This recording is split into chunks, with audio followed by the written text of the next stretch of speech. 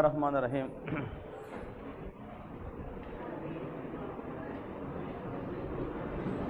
So yesterday we talk about already JVP, that is called jugular venous pressure wave। ठीक है, उस topic को please कोशिश करें कि बार बार पढ़े, and that is very important topic. वहाँ तक कार्डियोवास्कुलर सिस्टम की फिजियोलॉजी फिनिश हो गई। आज हम उसकी पैथोलॉजी पार्ट स्टार्ट करेंगे। ठीक है, तो आज पहला टॉपिक डिस्कस करेंगे हार्ट फेलियर। हेडिंग दे दें बस प्लीज, बात है नहीं। हाँ, हेडिंग लिखे heart failure. Actually, heart failure is a condition in which the heart is pumping insufficiently, which do not fulfill the demand of the body। अगर heart इतना पंप ना कर सके ब्लड को जिसपे बॉडी की डिमांड को पूरी करे, उसको क्या कहते हैं? Heart failure. यहाँ पहले कि अ कंडीशन, बात है नहीं प्लीज, और नोट्स बनाते रहे हर एक। A condition in which the heart is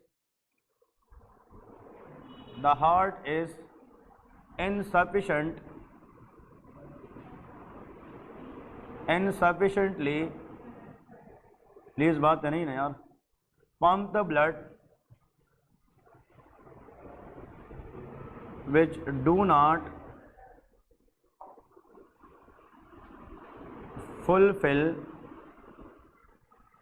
the demand of body, that is called heart failure।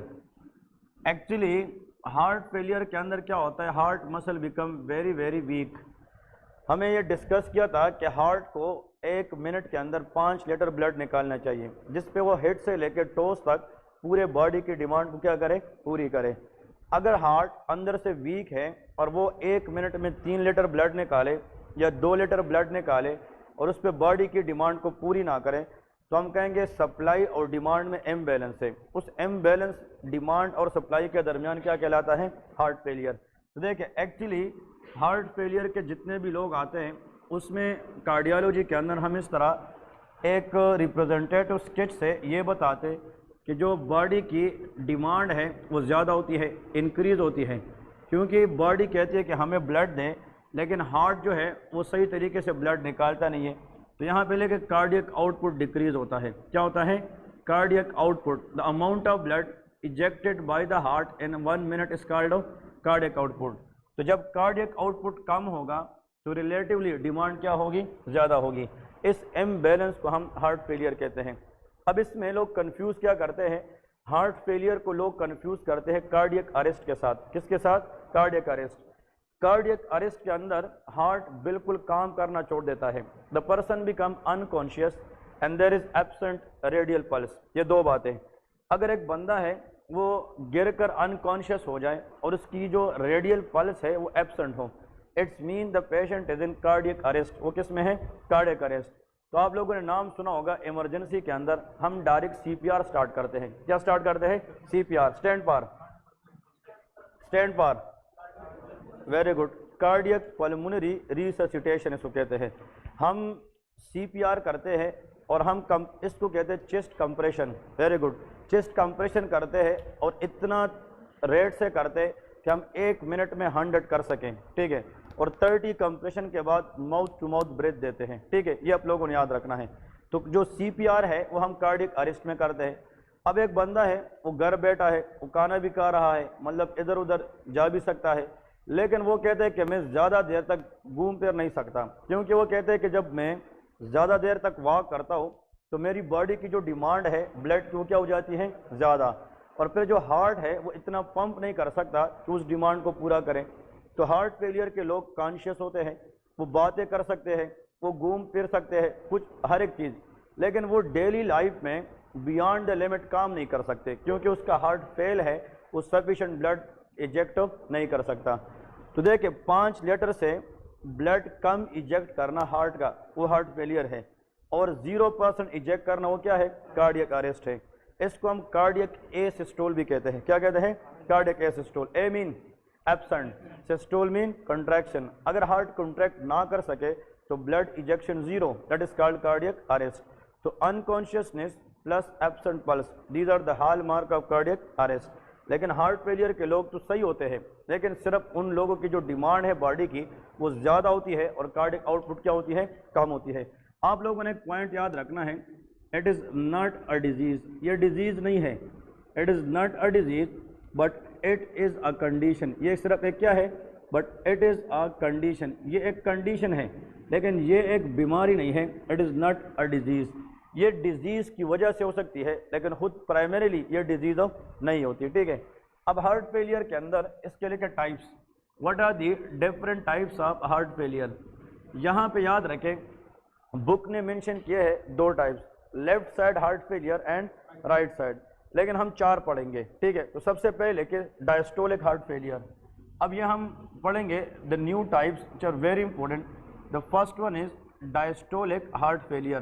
देखें डायस्टोलिक हार्ट फेलियर, इस केस के अंदर आप लोग लिखें कि in this condition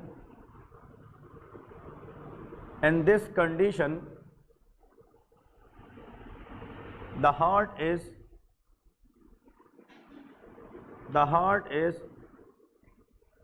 not able to relax properly. देखे ये वो कंडीशन है जिसमें हार्ट सही तरीके से रिलैक्स ना कर सके, so that is called diastolic heart failure. Diastolic का मतलब रिलैक्सेशन है, तो वो कंडीशन जिसमें हार्ट प्रॉपरली रिलैक्स ना कर सके उसका नाम क्या है, डायस्टोलिक हार्ट फेलियर है। फॉर एग्जांपल एरिथमियास किसके अंदर होता है, एरिथमियास के अंदर। तो आप लोग मुझे ये बताएं what is arrhythmias, that is abnormal rhythm of the heart. तो अगर हार्ट की रिदम एबनॉर्मल हो जाए तो फ्लिकरिंग ऑफ द हार्ट ज़्यादा होगी, पल्पिटेशन होगी, जितना कॉन्ट्रैक्शन ज़्यादा होगी तो डायस्टोलिक टाइम कम होगी कि ज़्यादा, कम होगी। जब हार्ट रिलैक्स नहीं करेगा तो वो ब्लड फेल नहीं करेगा, जब वो ब्लड फेल नहीं करेगा तो उसकी कार्डिक आउटपुट क्या होगी, कम होगी, वो इतना कम होगी कि वो बॉडी की डिमांड को पूरी नहीं कर सकेगी। तो एरिथमियास के अंदर अगर हार्ट फेलियर हो सकता है तो वो कौन सा होता है, डायस्टोलिक हार्ट फेलियर होता है, ये बहुत इंपॉर्टेंट है। अब इसके बाद लेके systolic heart failure, another condition that is called systolic heart failure. अब इसको डिस्कस करेंगे कि सिस्टोलिक हार्ट फेलियर का मतलब क्या है। एक्चुअली जो सिस्टोलिक हार्ट फेलियर है इस कंडीशन के अंदर हार्ट प्रॉपरली कॉन्ट्रैक्ट नहीं कर सकता। If there is no contraction there will be no ejection, अगर इजेक्शन नहीं है तो फिर बॉडी की डिमांड पूरी नहीं होगी। तो यहाँ पहले कि इन दिस कंडीशन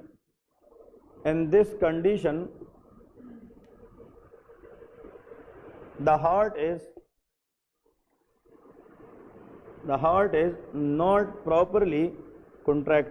और मैंने कल आप लोगों को बताया था कि जो हार्ट है उसकी कॉन्ट्रैक्शन कैपेबिलिटी को आयोनोट्रोपिक इफेक्ट कहते हैं। क्या कहते हैं, आयोनोट्रोपिक। तो उसमें आयोनोट्रोपिक इफेक्ट जो है वो वीक होता है। तो इन this condition the heart is not properly contract. आप लोग बताए डेफिनेटली, क्योंकि ब्लड की जो इजेक्शन है वो तो कॉन्ट्रैक्शन में होती है, लेकिन अगर हार्ट के मसल इतने वीक हो जाए कि वो ब्लड तो ले लेकिन ब्लड को निकाल ना पाए, if there is no ejection there will be no fulfilling demand, क्योंकि बॉडी को ब्लड तब मिलेगी जब हार्ट क्या करे, कॉन्ट्रैक्ट करे। अगर कॉन्ट्रैक्शन फेलियर है तो फिर ब्लड की जो इजेक्शन है वो क्या होगी, कम होगी। The condition is called dilated cardiomyopathy. Very good, कौन सा, dilated cardiomyopathy. It is a condition in which the heart muscle is too much dilated. आप लोग इस पर याद रखें, हमने कहा था कि जो फ्रैंक स्टार्लिंग लॉ है वो कहते हैं कि जब हार्ट की मसल रिलैक्स होते हैं तो वो मैक्सिमम ब्लड लेगा और इतना मैक्सिमम ब्लड वो इजेक्ट करेगा, लेकिन विद इन फिजियोलॉजिकल लिमिट। किसके दरमियान, फिजियोलॉजिकल लिमिट। हर एक चीज़ की अपनी एक लिमिट है। आप स्प्रिंग को खींचे एक खास लिमिट तक और इसको छोड़े तो वो दोबारा अपनी जगह पे आएगी क्या, नहीं। लेकिन अगर आप स्प्रिंग को बियॉन्ड द लिमिट खींचेंगे तो वो अपनी जगह पे दोबारा नहीं आएगी। तो ये जब बियॉन्ड द लिमिट आप खींचेंगे तो उसका दोबारा क्या नहीं होगी, कंट्रैक्शन। तो ऐसा कंडीशन जिसमें ventricles of the heart become too much dilated, और कार्डियो का मतलब हार्ट का मसला और मायो का मतलब उसके मसल का मसला, और पैथी मीन डिजीज।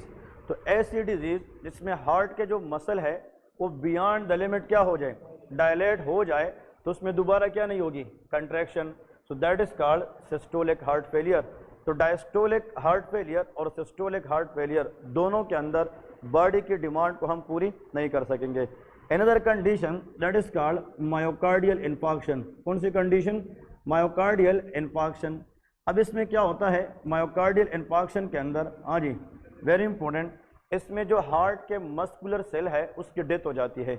अगर हम कोरोनरी आर्टरी के अंदर ब्लड की जो सप्लाई है वो मायोकार्डियम को कम करें, लेकिन इतना कम ना हो जिस पे हार्ट की सेल क्या हो जाए, डाई, उसका नाम एंजाइना है। क्या है, एंजाइना। लेकिन अगर हार्ट की सप्लाई इतनी कम पड़ जाए कि वहाँ पे लोकल सेल की डेथ हो जाए, इसको मायोकार्डियल इन्फार्क्शन कहते हैं। और हार्ट सेल की जब डेथ होती है तो उससे कार्डियक मार्कर्स आते हैं जिसको troponin I, troponin T and C K M भी कहते हैं। याद है क्या नहीं? तो अगर चेस्ट पेन है, मतलब चेस्ट में हैवीनेस है और वो लेफ्ट साइड पे रेडिएट करती है और उस बंदे की कार्डियक मार्कर सीरम में एलिवेट है, the patient has myocardial infarction. तो घर में आप लोगों को प्रायोरिटी बेस पे उसको एस्पिरिन खिलाने हैं। क्या खिलाने हैं? एस्पिरिन। 3-4 डिस्प्रिन दे दे, एस्पिरिन दे दे और पेशेंट को बताए कि चबा के उसको खाए और ज़बान के नीचे इसका एनजीसिड गोली रखे। क्या रखे? एनजीसिड। ये नाइट्रोग्लिसरीन है।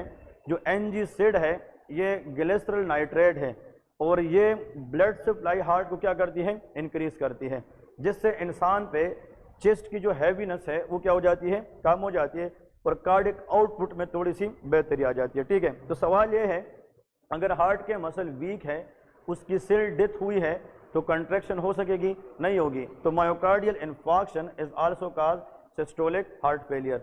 कल मैंने कंडीशन बताया था, ये मैं आप लोगों से पूछता हूँ कि हार्ट के इर्द गिर्द अगर बहुत सारी फ्लूइड आ जाए और वो बहुत ज़्यादा आ जाए और जल्दी आ जाए, उसका नाम कार्डियक टेम्पोनाड है। क्या है? Cardiac tamponade. एग्जाम में ये सवाल बार बार आता है कि कार्डियक टेम्पोनाड पेशेंट के अंदर अगर हार्ट फेलियर हो सकता है तो वो सिस्टोलिक है कि डायस्टोलिक है? शाबाश, सोच के बताए, डायरेक्ट आंसर ना करे कि कार्डियक टेम्पोनाड है, पानी है, हार्ट के इर्द गिर्द बहुत ज़्यादा पानी है और पानी ने हार्ट को बाहर से क्या किया है? कंप्रेस किया है। अब वो पानी नहीं चाहती कि हार्ट क्या करे? रिलैक्स करे। तो cardiac tamponade can cause diastolic heart failure. वो क्या कराता है? डायस्टोलिक। क्योंकि जो पानी है वो तो हार्ट को बाहर से कंप्रेस कर चुकी है, तो हार्ट अगर स्क्वीज है तो वो क्या नहीं कर सकता? रिलैक्स नहीं कर सकता, क्योंकि रिलैक्स करने के लिए उसको स्पेस चाहिए और उसका स्पेस बाहर से फ्लूइड ने घेरा है। तो अगर एग्जाम में आ जाए कि कार्डियक टेम्पोनाड की वजह से जो हार्ट फेलियर होता है वो सिस्टोलिक है कि diastolic, answer is diastolic heart failure होता है। आप लोगों को एक और सवाल आता है एग्जाम में, विटामिन के नाम कौन बता सकता है? जो इनमें से एक बताए। विटामिन, चले, फैट सॉल्युबल विटामिन कौन से हैं? Very good. Fat soluble vitamin हमारे पास बॉडी में 4 होते हैं, vitamin A, vitamin D, vitamin E and vitamin के, ए डी ई के। ठीक है, जो वाटर सॉल्युबल विटामिन है वो विटामिन सी है, जो सिट्रस फ्रूट के अंदर होता है। जो सिट्रस फ्रूट्स के अंदर या सिट्रस फ्रूट के अंदर विटामिन है, ऑरेंज के अंदर क्या है? विटामिन सी है।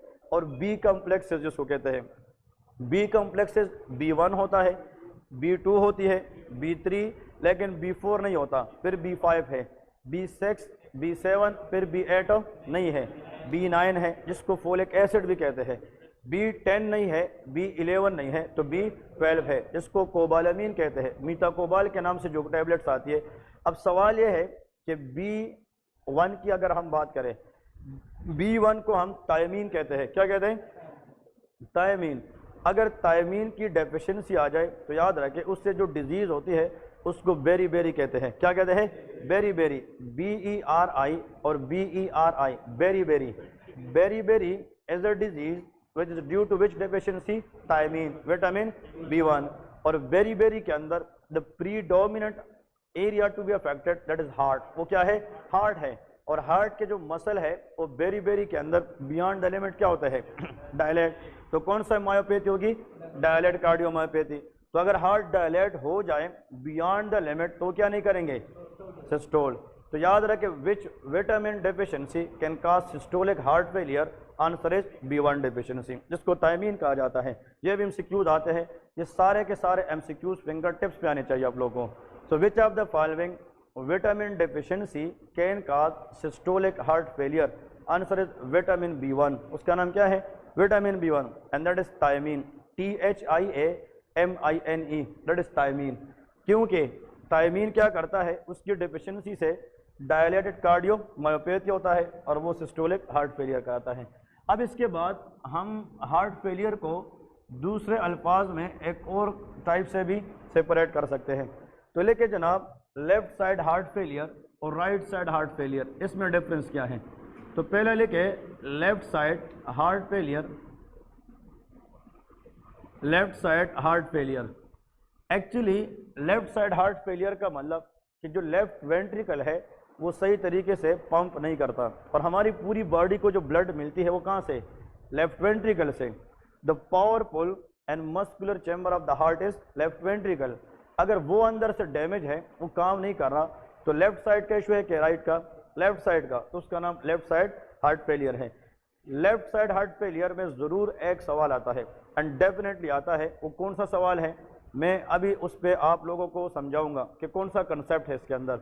यहाँ पहले कि सबसे पहले काजेस, वो कौन कौन सी वजूहात है जिसकी वजह से लेफ्ट साइड हार्ट फेलियर के चांसेस ज़्यादा होते हैं। Number 1, the most common cause of which side heart failure in Pakistan आज के दिन तक वो अनकंट्रोल्ड हाइपरटेंशन है। क्या है? अनकंट्रोल्ड। हम कहते हैं बीपी अपना कंट्रोल करे, वरना आपका दिल फेल हो सकता है। दिल फेल का मतलब हार्ट फेलियर है। क्या है? हार्ट फेलियर है। तो नंबर 1 लेके अनकंट्रोल्ड हाइपरटेंशन। ये आप लोगों को फिंगर टिप्स पता होना चाहिए कि अगर आप लोग 1000 काज लेके लेकिन you miss this one, it doesn't matter, आप लोग को पास कराने में हेल्प नहीं करेंगे। लेकिन 1000 चीज़ें ना बताए, अनकंट्रोल्ड हाइपरटेंशन बताना है। कौन से साइड के लिए? Left side heart failure. कैसे कराता है वो हम अब प्रूव करेंगे, ठीक है। नंबर 2, लेफ्ट साइड पे आप लोगों को पता है 2 वाल्व है, एक माइट्रल वाल्व और एक एओर्टिक वाल्व है। लेफ्ट एट्रियम से लेफ्ट वेंट्रिकल में ब्लड किसके जरिए आता है? माइट्रल वाल्व, इसको बाइकास्पिड वाल्व कहते हैं। और जो लेफ्ट वेंट्रिकल है उससे एओर्टा निकलती है, तो कौन सा वाल्व है? एओर्टिक वाल्व है। अब चाहे इन दोनों वाल्व में कोई मसला हो तो फिर भी लेफ्ट साइड काम हो नहीं करेगा। तो यहाँ पे लेके वाल्वुलर हार्ट डिजीजेज या valvular diseases, any diseases which affect valves of the heart, इसको हम क्या कहते हैं? Valvular diseases.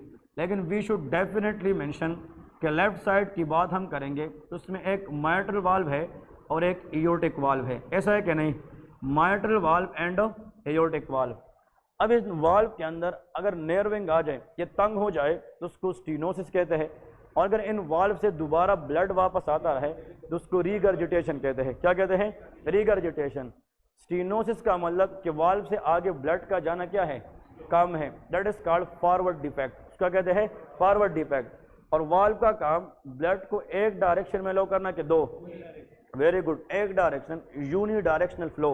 लेकिन अगर ये वाल्व है वो ओपन तो हो जाता है लेकिन दोबारा बंद नहीं हो पाता, तो उससे बैकवर्ड फ्लो होगी क्या? नहीं।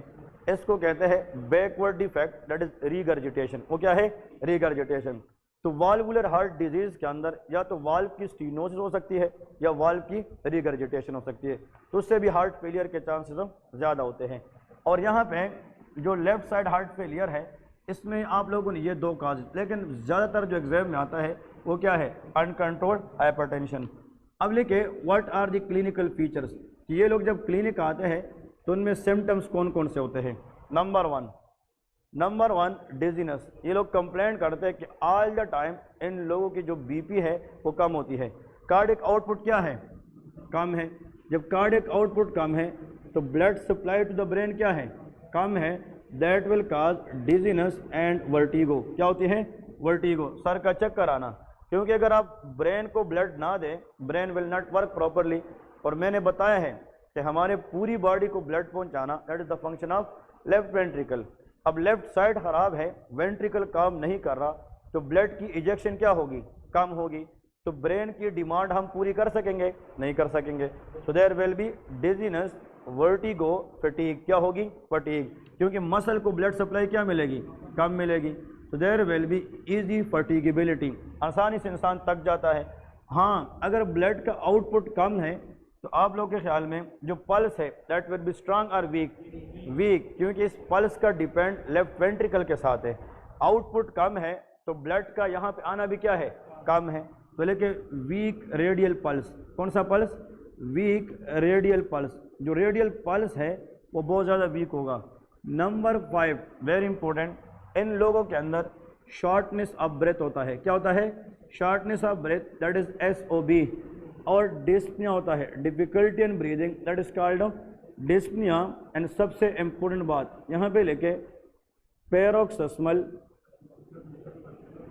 पैरोक्सिस्मल नॉकटर्नल डिस्पनिया, एक्सीलेंट, ये आप लोगों को आना चाहिए, paroxysmal nocturnal dyspnoea. And this patient is also develop productive cough, क्या होता है? Productive cough. When this patient came to the clinic they have productive cough. अब देखें, एक बंदा है वो क्लिनिक में आता है, a patient was brought by their family member to the clinic with a previously known case of hypertension. इस बंदे को हिस्ट्री के मुताबिक पहले से क्या था? हाइपरटेंशन। बट घर में बैठे बैठाए सडन ऑनसेट उसको छाती का दर्द हो गया और सांस लेने में दुश्वारी फील हो गई, और आपने उसका जल्दी पल्स चेक किया तो उसका पल्स क्या है? वीक है।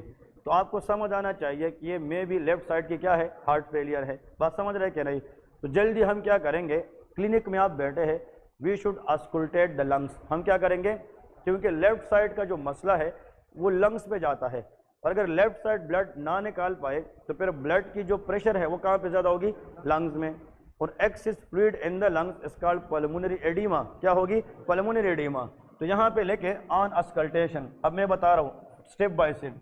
इस बंदे की हम जल्दी पल्स चेक करने के बाद हम इसका क्या करेंगे? शाबाश, लंग्स ऑस्कुल्टेट करेंगे। तो यहाँ पे लेके ऑन ऑस्कुल्टेशन, ऑस्कल्टेशन हार्ट की करते हैं कि base of the lungs, base of the lung, यहाँ पे नीचे बैक साइड से, और पेशेंट को कहते हैं कि आप सांस ले ले। तो जब वो सांस लेगा तो आप लोगों को एक एबनॉर्मल साउंड सुनने को मिलेगी जिसको हम क्रेपिटेशंस कहते हैं। क्या कहते हैं? Crepitation. And you guys are right, इसका दूसरा नाम क्रैकल्स है। क्या है? क्रैकल्स है, या इसको हम राल्स कहते हैं, राल्स, ठीक है, RALES। इसका मतलब यह है कि एक जो ड्राई लीफ या सूखा हुआ पत्ता होता है, इस पे बंदे का जब पाँव आता है तो उसका एक साउंड होता है कि नहीं? उसी तरह की साउंड को हम क्रैकल्स या राल्स कहते हैं। आज क्लास के बाद घर जाने में के बाद टाइम मिले, मोबाइल हर एक के पास है, आप यूट्यूब पे दे दें हाउ टू हेयर क्रैकल्स, तो आप लोगों को फिर हैंड फ्री लगाए और वो क्रैकल साउंड आप लोगों को सुनाएंगे। तो जिस तरह आप ड्राई पत्ते पे पाँव रखते हैं और उसका एक क्रंची सा साउंड होता है, उस साउंड को हम क्रैकल्स कहते हैं। क्या कहते हैं? क्रैकल्स। लेकिन ये इंस्पायरेटरी साउंड होता है, जब बंदा सांस लेता है तो उसी टाइम वो ऑक्सीजन इन करता है। कौन सा? ऑक्सीजन।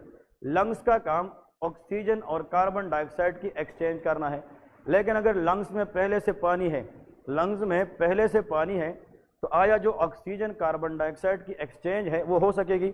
नहीं होगी। When there is no exchange there will be respiratory problem, dyspnoea, orthopnoea, shortness of breath and PND। ये सारे सिम्टम इसलिए आते हैं कि जब लेफ्ट साइड काम करना छोड़े तो बैक प्रेशर लंग पे लगती है और पल्मोनरी एडिमा हो जाता है। अब यहाँ पे लंग्स के अंदर जो फ्लूइड है, इसका इशू लंग्स का अपना है कि हार्ट का है? हार्ट का है। इसको कहते हैं कार्डियोजेनिक पल्मोनरी एडिमा। क्या कहते हैं? कार्डियोजेनिक पल्मोनरी एडिमा, क्योंकि इसका ओरिजिन जो है वो हार्ट है, वो कार्डियोजेनिक है। अब सवाल ये है, पॉइंट टू बी नोटेड, इस बंदे को जब हम क्रैकल या हार्ट सुनते हैं तो फिर इसको हम एक प्रेफर कर दे कि ईको कराए। क्या कराए?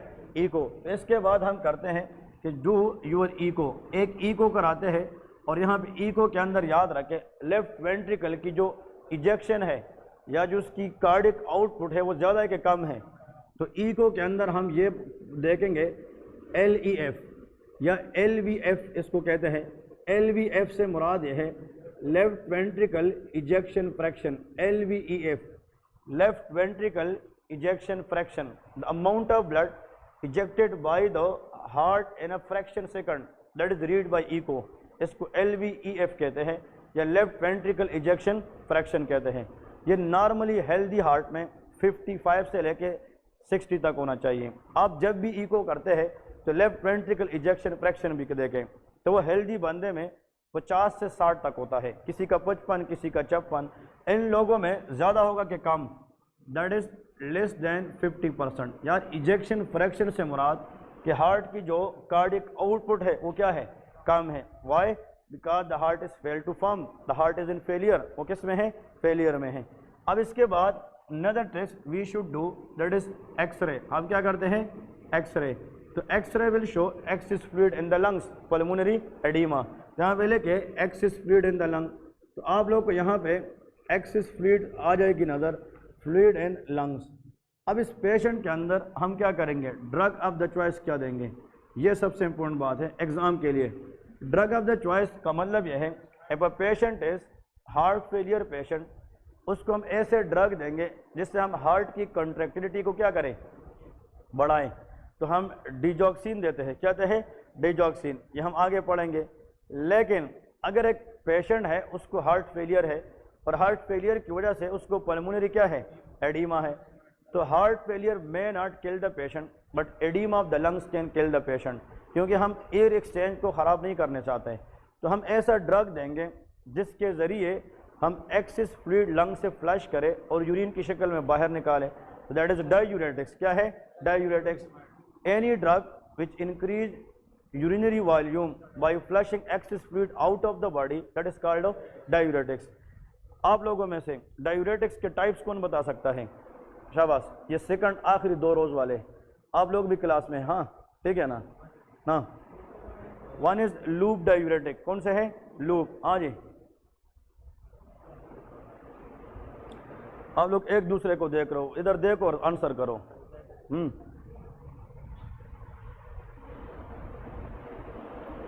आप लोगों में से कोई बता सकता है? एक है पोटाशियम स्पेयरिंग डायूरेटिक, जिसको हम एल्डोस्टेरोन एंटागोनिस्ट भी कह सकते हैं। तो अभी तक 2, loop diuretic, potassium sparing diuretic. One is thiazide diuretics, कौन से, थायाजाइड डायूरेटिक्स। एक है ऑस्मोटिक डायूरेटिक्स।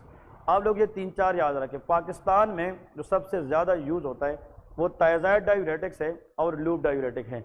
अब जो थायाजाइड डायूरेटिक है, ये MCQ याद रखें, जब भी हम सोडियम की बात करते हैं, सोडियम Na+, तो जहाँ से सोडियम रीअब्जॉर्ब होता है वो अपने साथ वाटर को भी रीअब्जॉर्ब करता है। किस चीज़ को, वाटर को।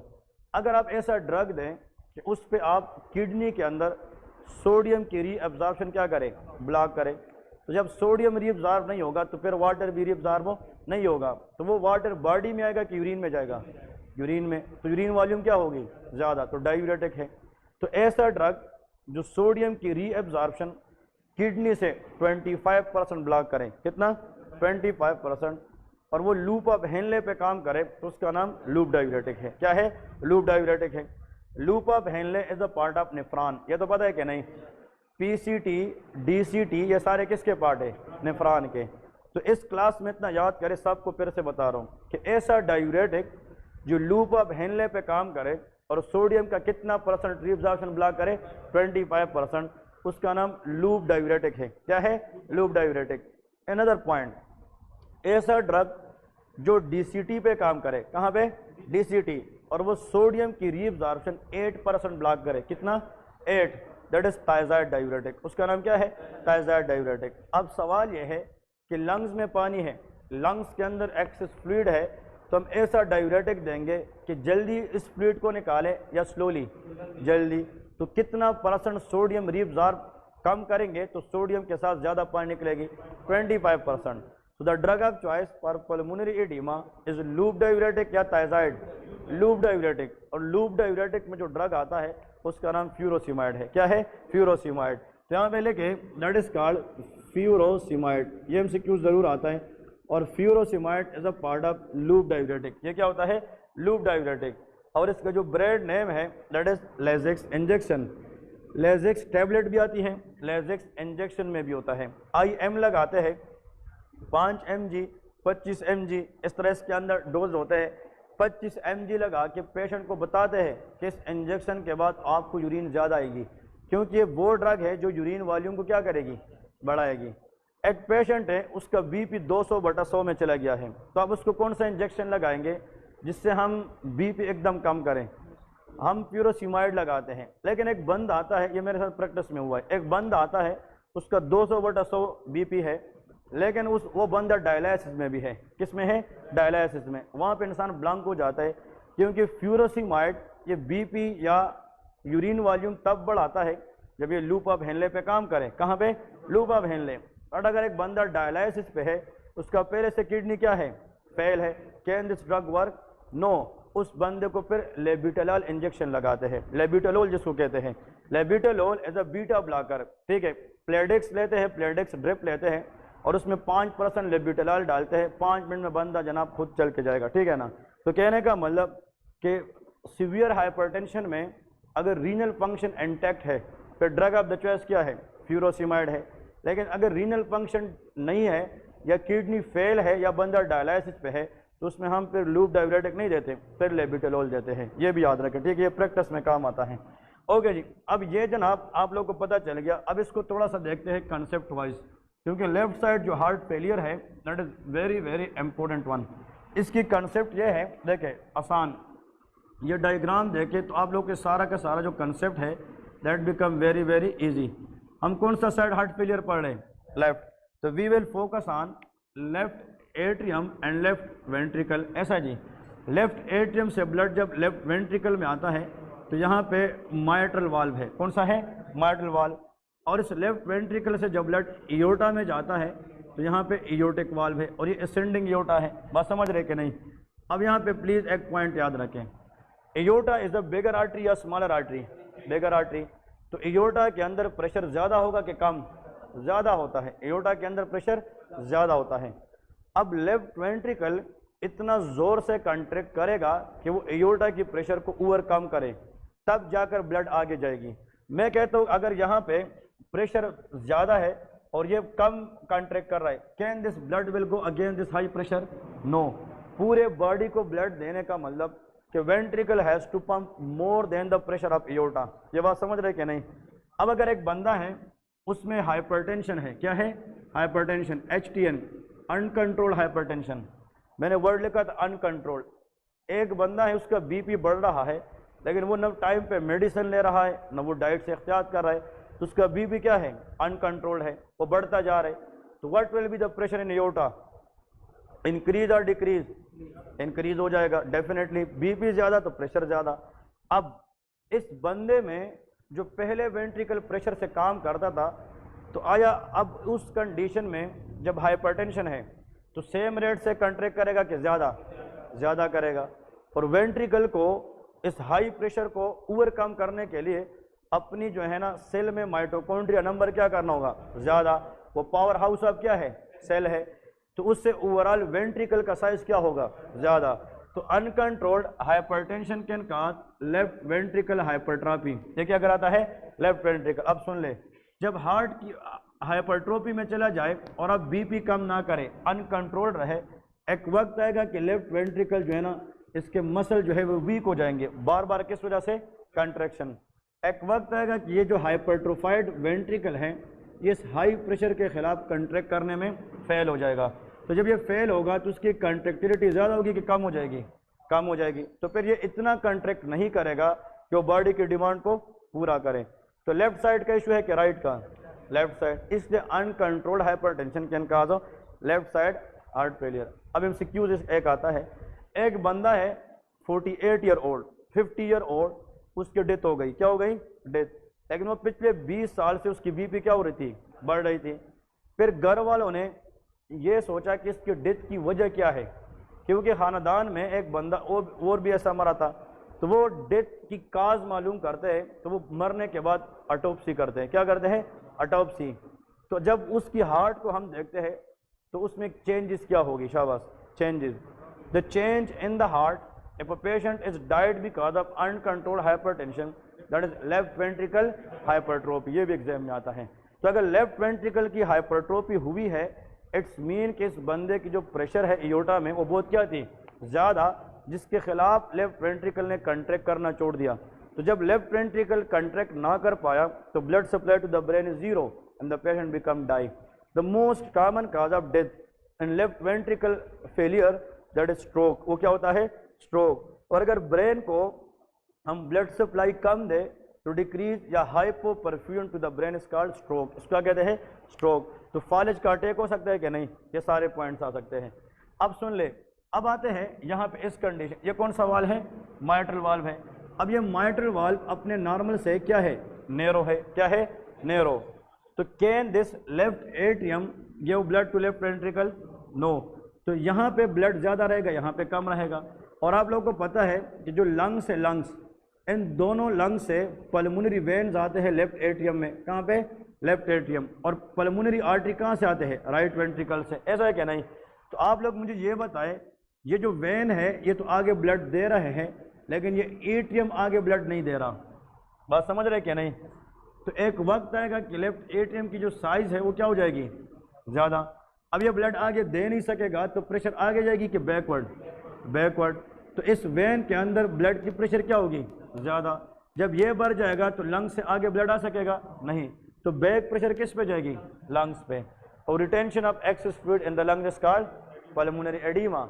अब इस बंदे में पल्मोनरी एडीमा तो हुआ है, लेकिन इसका प्राइमरी प्रॉब्लम हार्ट का है, तो इसका नाम कार्डियोजेनिक पल्मोनरी एडीमा होता है। अब देखें इस बंदे के अंदर जब हम लंग्स में देखते हैं तो लंग्स के सेल को हम एल्व्यूलाई कहते हैं। क्या कहते हैं, एल्व्यूलाई। अब इन एल्व्यूलाई के अंदर एक्सेस फ्लूइड है, क्या है, एक्सेस फ्लूइड। इसकी मिसाल ग्लास है, ग्लास को आधे पानी से आप भर दें और इस तरह कर, हम ऐसे खड़े हैं या बैठे हैं तो हमारे लंग्स ऐसे होते हैं, तो पानी जो है वो ग्रेविटी की वजह से नीचे जाएगी कि ऊपर, नीचे। तो आधी एल्व्यूलाई भरी हुई है और आधी अभी भी है, तो बंदा सांस तो लेता है लेकिन मुश्किल से ले रहा है, क्योंकि आधी स्पेस फ्लूइड ने घेरी है, उसमें एक्सचेंज नहीं हो रहा। अब ये बंदा रात को सोता है, रात को सोता है, तो जब ये सोता है सुपाइन में तो एल्व्यूलाई ऐसी होगी कि चेंज हो जाएगी। तो जब आधे ग्लास में पानी है और अब वो ग्लास ऐसे हो गई तो वो पानी आहिस्ता आहिस्ता पूरे ग्लास में फैल जाएगी क्या, नहीं। लेकिन इस फ्लूइड को पूरे एल्व्यूलाई में डिस्ट्रीब्यूट होने के लिए कोई आधा घंटा 45 मिनट लगते हैं। बंदा तो सो जाएगा, नींद आ जाएगी, लेकिन नींद के दौरान जब उसकी पूरी एल्व्यूलाई किससे भर जाएगी, फ्लूइड से, तो उसको सांस आना बंद हो जाएगा कि नहीं। तो जब वो बंद होगा तो वो एकदम उठ जाएगा, जब वो उठेगा तो वो बैठेगा और लंबी लंबी सांसें लेगा कि मैं तो मरने वाला हूँ। जब वो बंदा दौड़ के फ्रेश एयर लेने के लिए खिड़की के पास जाएगा तो उसकी पोस्चर फिर क्या हो जाएगी, वर्टिकल, तो पानी फिर नीचे आ जाएगी, तो फिर थोड़ा बहुत एयर होगा कि नहीं होगा। तो सांस लेने में जो दुश्वारी है उसी टाइम पे थोड़ी सी क्या हो जाएगी, कम। फिर सोएगा, फिर मसला।